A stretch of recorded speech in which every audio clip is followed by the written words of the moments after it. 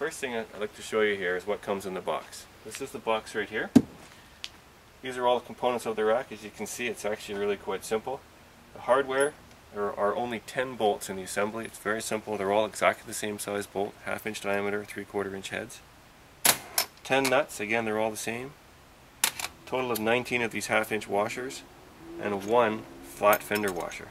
A couple of pins come with it, a D handle pin, 1/2 inch diameter, and a bent angle pin. Now for tools, all you need is 2 3/4 inch wrenches. A 19mm wrench will also do if you have metric wrenches, as they are exactly the same size. A rag is a good thing to have, keep your hands clean, and some all-purpose wheel bearing or axle grease.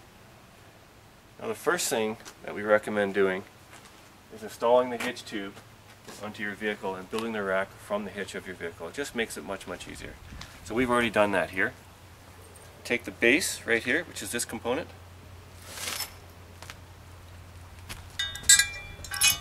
Two of the 1/2 inch bolts with washers on the ends. Install the base in the forwardmost 2 set of holes. On almost all vehicles, this is the best position.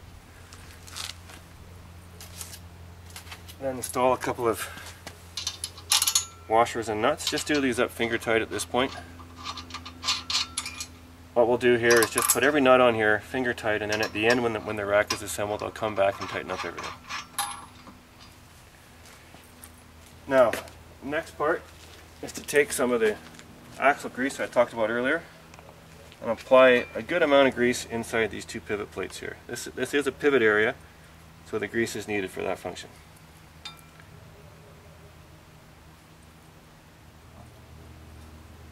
Just like so. Now the next thing is the lower mast. This lower mast has a series of holes here. I recommend using these 2 center holes right here.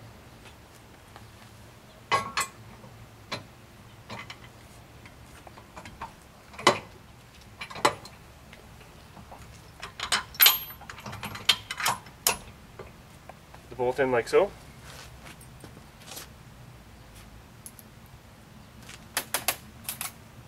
A nut and a washer on the end, again finger tight. The D handle pin and a little clip that comes with it. Just like so. Now the next component is what we call the double U bar. Now if you look at this bar, you'll see it has 2 sides. There's one side with these cleat plates. These cleat plates must face towards the front of the vehicle. Take this, again, 1/2 inch bolt and washer, slide it over like that.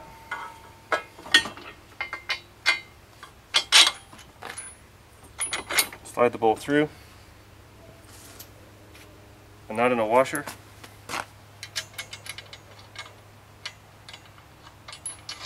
Finger tight at this stage. And then we take this one bolt with the larger oversized fender washer and do it up from behind, or put it in from behind I should say. 1/2 inch washer and nut. Finger tight. Then we take the grease, a little bit of grease right on there on the pivot point, and on this side, same thing.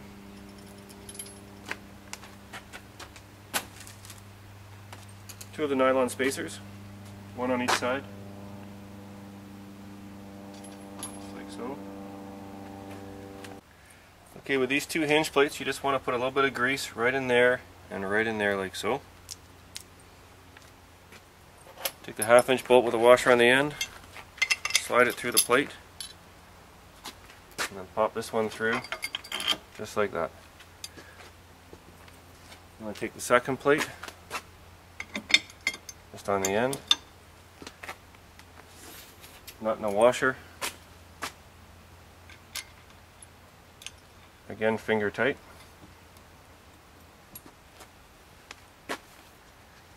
Then the next component that we're going to install is what we call the upper mast. It can go on 2 ways. It can go on with the sticker down or the sticker up. We prefer to see it with the sticker down like that.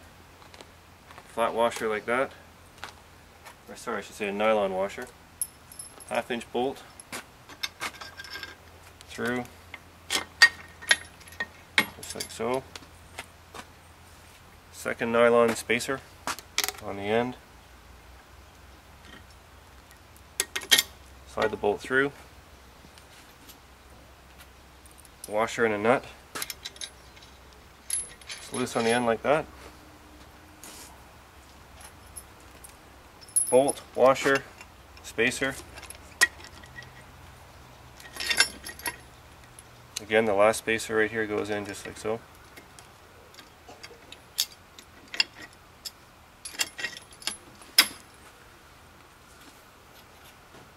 And a washer and a nut.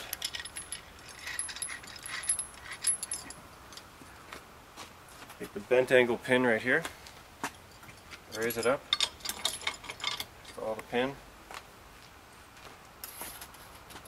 Clip goes on the end of the pin. Now the last step involves putting on the upper bar.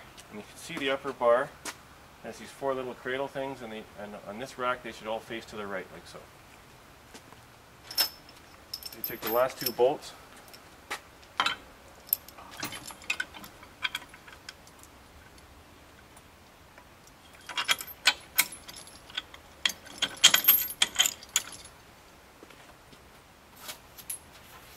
and then the last 2 washers and nuts. Finger tight.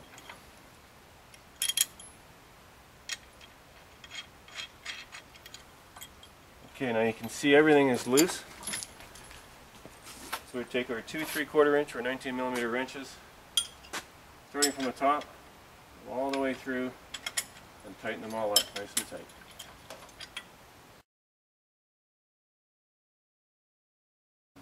Okay, the last thing that I want to draw your attention to is there are a few critical bolts in this rack. They are the 2 pivot bolts and this one bolt right here. I'll start with this one here. This bolt here with the flat fender washer on it, you want to make sure that it's snug but not too tight. If it's too tight, it can damage this mast right here. The next one is this upper pivot right here. It should be really quite tight, but loose enough that the rack can still pivot. That's just about perfect, just like that. And the last one is this pivot down here. Again, should be tight, but loose enough that the rack can still pivot. And that's good again, just like that.